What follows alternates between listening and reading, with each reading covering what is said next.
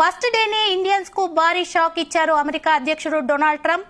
ఒక్క సంతకంతో దిమ్మ తిరిగే నిర్ణయం తీసుకున్నారు. బర్త్ రైట్ సిటిజన్షిప్ రద్దు చేస్తూ ఆర్డర్ ఇచ్చారు. దీంతో 100 ఏళ్ల విధానానికి ఒక్క సంతకంతో చెక్ పెట్టారు. ఈ నిర్ణయం ఎఫెక్ట్ భారతీయులపైనే ఎక్కువగా ప్రభావం ఉండనుంది. ప్రస్తుతం యుఎస్ లో 54 లక్షల మంది భారతీయులున్నారు. వీరిలో 34% అమెరికాలో పుట్టిన వాళ్లే ఎక్కువగా ఉన్నారు.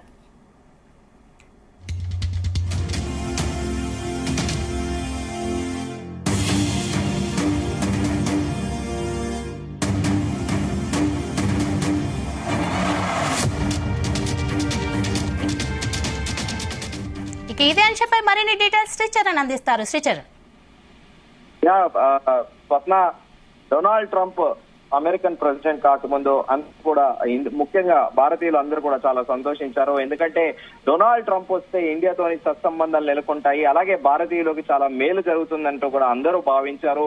ఎట్ ది సేమ్ టైం ప్రధానమంత్రి నరేంద్ర మోదీని కూడా ఎన్నికల ప్రచార సందర్భంగా ఆకాశానికి ఎత్తే స్థాయిలో కూడా డొనాల్డ్ ట్రంప్ పొగిడిన విషయం తెలిసిందే. అయితే డొనాల్డ్ ట్రంప్ వచ్చాక ఖచ్చితంగా భారతీయులకి మేలు జరుగుతుందంటూ అందరూ కూడా ఎన్ఆర్ఐలు అందరూ కూడా యుఎస్ లో సెటిల్ అయిన అందరు ఎన్ఆర్ఐలు కూడా ముక్కుముడిగా అందరూ కూడా డొనాల్డ్ ట్రంప్ కే ఓటు వేశారు. ముఖ్యంగా హిందూ కమ్యూనిటీ వాళ్ళందరూ కూడా డొనాల్డ్ ట్రంప్ ఓటేశారు. ఎందుకంటే ఓటు వేశాక కూడా రిజల్ట్ వచ్చాక డొనాల్డ్ ట్రంప్ ప్రెస్ కాన్ఫరెన్స్ లో కూడా ఇదే మాట చెప్పారు. మొదటిసారిగా ఎన్నికలు అయిపోయాక ఆయన వైట్ హౌస్ లో హిందువులందరికీ, ముఖ్యంగా భారతదేశీయులందరికీ కూడా ఒక మంచి ఫ్రెండ్ ఉన్నాడంటూ కూడా పేర్కొన్న విషయం తెలిసిందే. కానీ తొలి రోజే మన ఇండియన్స్ కి షాక్ ఇచ్చారని చెప్పుకోవాలి డొనాల్డ్ ట్రంప్. ఎందుకంటే ఒక్క సంతకంతో మొత్తం దిమ్మ తిరిగే నిర్ణయం కూడా తీసుకున్నారు. బర్త్ రైట్ సిటిజన్షిప్ రద్దు చేస్తూ కూడా ఆర్డర్ చేసినాయి కూడా చెప్పాలి. ఎట్ ది సేమ్ టైమ్ దాదాపు ఈ నిర్ణయం ఎఫెక్ట్ భారతీయుల పైన ఇంకా ఎక్కువగా ప్రభావం పడనుంది. ప్రస్తుతం యుఎస్ లో 54 లక్షల మంది భారతీయులు ఉన్నారు. వీరిలో 34% అమెరికాలో పుట్టిన వాళ్లే ఎక్కువగా ఉన్నారు. అంటే దాదాపు ప్రస్తుతము 34% అమెరికాలో పుట్టిన వాళ్ళు అంటే దాదాపు 18 లక్షల మంది యుఎస్ బార్న్ ఇండియన్ సిటిజన్స్ ఉన్నారు. ఎన్ఆర్ఐలు తాత్కాలిక వీసా పై వెళ్లి గ్రీన్ కార్డు కోసము ఇకపై అమెరికా పౌరసత్వం ఎవరికి లభించినట్లే అయినది అనేది కూడా ప్రస్తుతం చాలా క్లియర్ గా తెలుసుకుంటుంది.